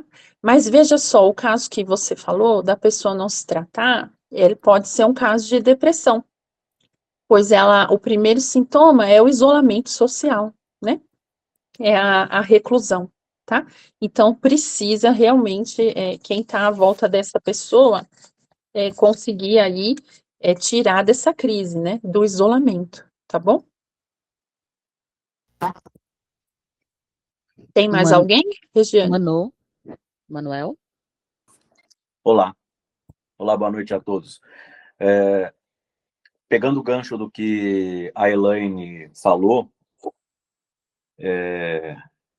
eu tive uma circunstância que eu fui surpreendido há muito tempo atrás com uma amizade que era para encontrar para jantar, e eu fui percebendo uma mudança de comportamento, ou então algo que me despertou a sugestão do que podia vir a acontecer. Felizmente, o desfecho não foi o tema que a gente está falando. Então, assim, é um caso isolado, mas além desses fatores, essas hipóteses que a Elaine colocou e que a mãe pontuou também, eu acho que de uma certa forma, até um certo ponto, uma grande contribuição que a gente pode dar numa hora como essa é o ouvir e, entre aspas, deliberadamente ocupar a pessoa,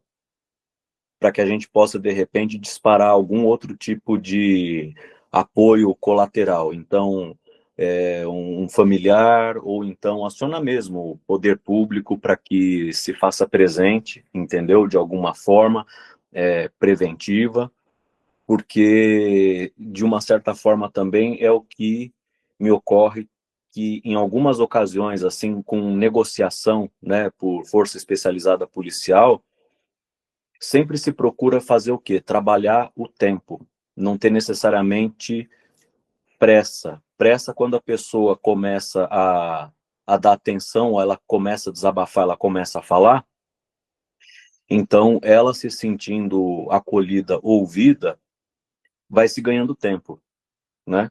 É semelhante a quem a gente, quando tem o risco de ficar retido num elevador, a gente é sempre aconselhado, né? Se for procurar a informação lá. Tudo que você menos precisa agora é ter pressa. Por quê? Porque vão fazer os procedimentos técnicos, vão assegurar que a cabine vai ficar estável ou que ela vai ser posicionada de uma maneira que aí vai ter um sinal verde das pessoas, dos socorristas lá, e a pessoa sai ilesa, sai em A segurança. empatia é você escutar até que a pessoa pare por vontade própria, tá bom? Não Sim, interromper, tá? não digo de sugerir de interromper, mas numa iminência eu acho que é um fator que não poderia contribuir para se ganhar tempo e se contar com outros recursos para preservação daquela vida. Eu digo nesse sentido, porque às vezes, enquanto vai conversando, dá tempo do socorro chegar.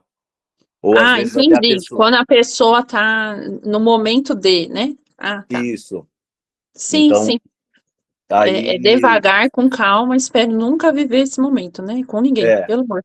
eu, eu, Deve ser muito difícil. eu não estou comentando isso, relatando, é porque é no sentido, uma lembrança que eu tenho. Nunca tive coragem de chegar para essa amizade e perguntar, continua encarnado, né? Mas também caiu nesse mesmo caminho que a senhora apresentou. Ele não teve o passo, essa pessoa não teve o passo, digamos assim, espiritual, mas hoje é uma pessoa extremamente firme no sentido de manter a rotina de atividade física, social, o tratamento. Já foi proposto receber alta e falou que não, que voluntariamente quer continuar fazendo terapia e faz a medicação contínua, né? Que bom, né? É um caso de que concretizou, mas orando e vigiando sempre. É, sem Sim, o passo da religião, mas a pessoa conseguiu reacender o senso de preservação da vida, né? sim. Inclusive aquelas questões que por motivo negligenciasse, foi atrás, fez tratamento, quer dizer, está o mais saudável possível hoje, né? Evoluiu, né? Pelo caminho dela, ela Ela evoluiu. conseguiu evoluir. O que eu ia perguntar, mas que a senhora já sinalizou, né? Que, entre aspas, se a gente não ficar atento, em algum aspecto a gente é potencial suicida, porque a indisciplina com o que come, ou às vezes aquele copo a mais, ou achar que o copo a mais nunca é problema, e por aí vai, quer dizer, voluntário ou não, né, consciente ou não, é uma condição que eu acredito que ninguém Tá tá livre. É imune, uma ninguém tá semeadura livre. no seu corpo, né? Tá todo mundo de alguma forma Você exposto à ia viver possibilidade. 10 anos a mais, vai viver 10 anos a menos, né? Por, por, Pelas suas ações. por exemplo. E por último, sem aprofundar na esfera íntima, mas se tiver alguém vendo esse vídeo e experimentando alguma etapa anterior ou posterior, mas eu estou num percurso e graças aos guias, né? Graças aos caminhos que eu percorri, as pessoas que apareceram que hoje eu vejo de uma outra forma, né? Aquilo que dizem, Deus fala através das pessoas, né? Então, eu não passei para o lado de lá antes da hora, e grande componente disso tem o terreiro, a experiência com a espiritualidade que eu tive antes, quando meu pai era um trabalhador em outra casa. É um componente que faz toda a diferença, né? Então, digamos assim, se eu posso falar a respeito de mim, é literalmente o seguinte: acha que está tomando um analgésico, na verdade está dobrando a dose da dor, né? Cometer qualquer coisa que seja. Não tive, não tenho tido mais, mas a etapa da espiritualidade realmente é fundamental, e é uma coisa que, havendo a apresentação, eu me dei conta da importância ou às vezes da limitação, não entrando no quesito do julgamento, de outras doutrinas, outras crenças, ou outras expressões de fé religiosas não necessariamente estimularem um entendimento da continuidade, da eternidade, né? Não importa a forma, se está encarnado ou não, mas o espírito em si é o aspecto da eternidade, que isso muda a perspectiva de tudo, né? A gente pode fazer o que a gente tem feito, que é dedicar lá o trabalho e contribuir para cada um de nós a forma que for possível, né? É isso. Manuel, todos nós te amamos, tá? Ah, Você pode é ficar nosso tranquila, Manuelzinho, tá bom? pode ficar tranquila que eu não estou mais procurando um mais alto que o viaduto do chá. E não estou também falando aqui, dissimulando. Aqui já é uma coisa... Agradeço você expressar isso para nós aqui, tá bom? Porque eu vou ser muito sincero, em outras épocas, sem assistência, sem o tratamento, sem conhecer o templo e sem estar de volta em contato com a espiritualidade, era um exercício de cabo de guerra. E é literalmente como se fosse Alcoólico Anônimo, só por hoje, né? Mas hoje eu não vou dizer assim que eu me considere, uau, que vacinado, estou imune a qualquer coisa. Eu simplesmente, se eu já sinto um pouquinho do cheiro, eu já falo, opa, não é assim. Já tem um sentido, um senso de vigilância, né? E grande parte disso é cada sexta-feira. É muito bom Graças cada a Deus. sexta-feira.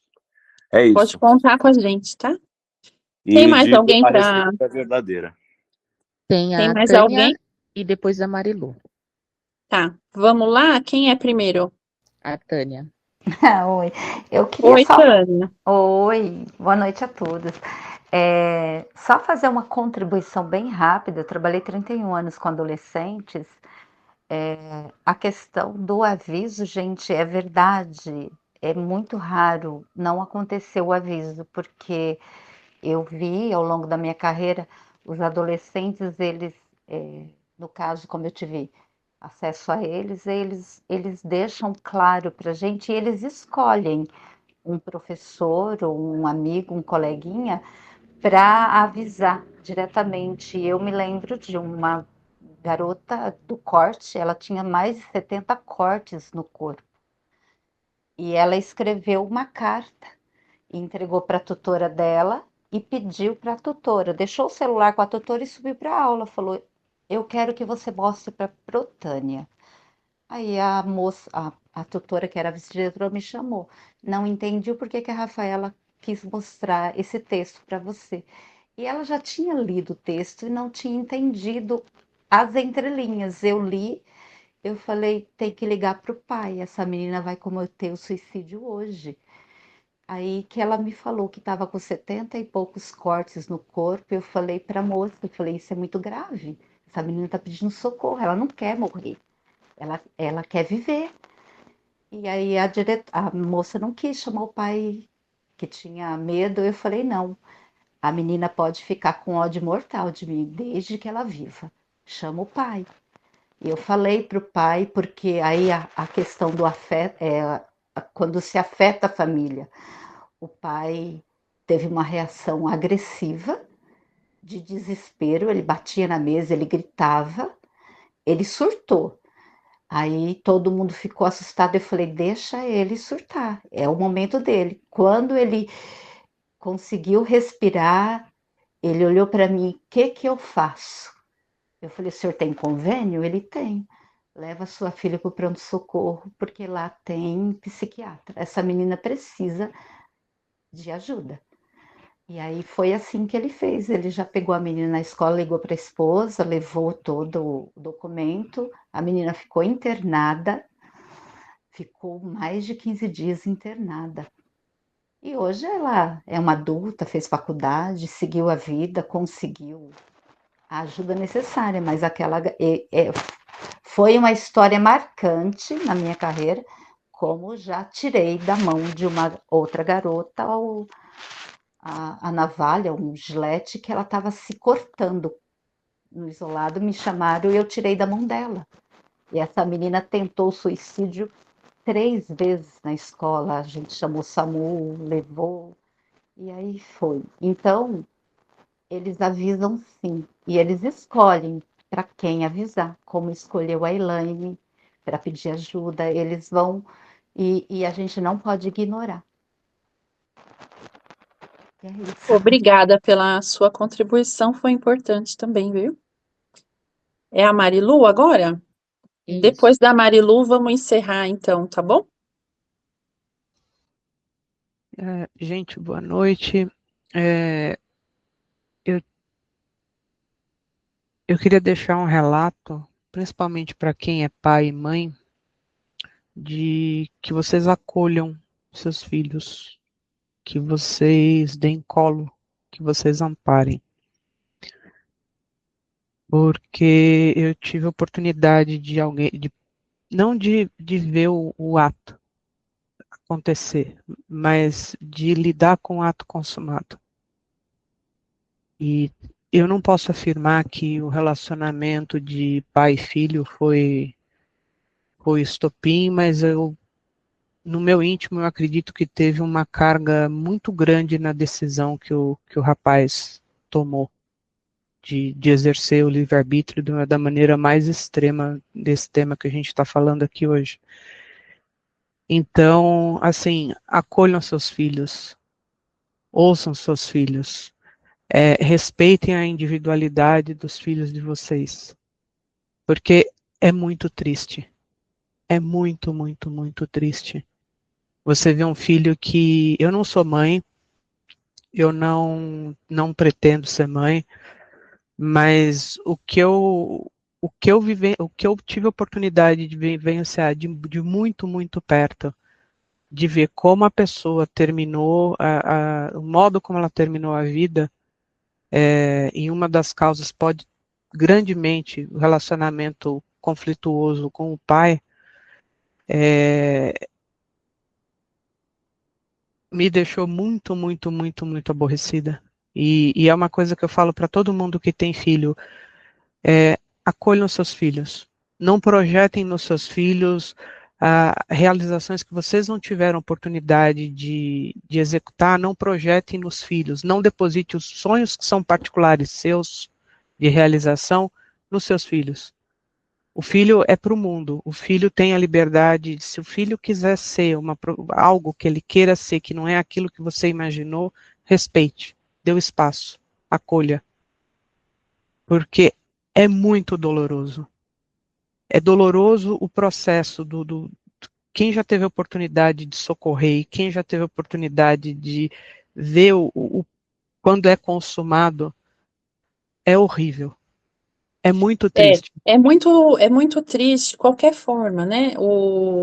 Exato. Mas Então, lembrando que nós temos, não tem como julgar quem é o culpado, não, a porque a questão, pessoa, ela tem o livre-arbítrio ela tem dela, o livre-arbítrio, eu entendo, né? mãe, mas o ponto só que eu faço muito o convite, ninguém tem culpa. Sim, Falar em culpa é uma coisa muito pesada, mas é só a questão do acolhimento, da sim. empatia. Nós temos É, que o- ter amor, né? Dar amor pro filho, né? Dar escuta, dar amor, né? é Dar só apoio na fase da adolescência, principalmente, que é muito e- difícil. Não, se teve um adolescente aqui que não teve dificuldade, pelo amor. esse rapaz foi adulto já, crescido, homem feito, e é só um convite para empatias. É só ter empatia, Sim. porque dói. Dói não é pouco. Empatia, gente, não é eu me colocar no lugar do outro só, não. É eu me conectar com o outro, né? Será que nós estamos olhando no olho, né? Estamos realmente dando a mão, estamos escutando? Essa pessoa que vem desabafar, eu paro e deixo ela falar tudo que ela precisa? Ou será que eu sigo, né? Na, na nossa rotina de pressa, né? Nossa rotina corrida aí. Então, essa aula foi para vocês pensarem, tá?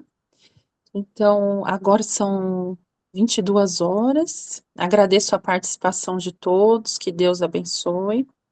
E até a nossa próxima aula, né? Independente, isso aí que a Elaine falou é importante, que ela pôs aí no chat, né? É o livre-arbítrio, né? Independente de todo o cuidado, não necessariamente o descaso, né? A família é a fonte do suicídio, são vários motivos, mas pode ser a fonte, sim. Não é uma causa só, né? Eu falei em um slide para vocês, são várias causas juntos, é isso que a Elaine quis dizer. Aí na tela para vocês, pessoal, estão as referências bibliográficas, tá bom? Incluindo o livro do nosso saudoso padrinho Juruá, Reforma Íntima 2002. Eu gostaria de deixar a mensagem aqui para vocês estudarem Evangelho segundo o Espiritismo, Livro dos Espíritos, o Céu e o Inferno, que a nossa Umbanda seja uma Umbanda crística de estudo, que a gente consiga aí, no futuro, né, termos umbandistas estudando. Que Deus os abençoe, uma ótima noite e bom descanso para todos. E parabéns aí pela reforma íntima de vocês hoje. Estudar é crescimento interior.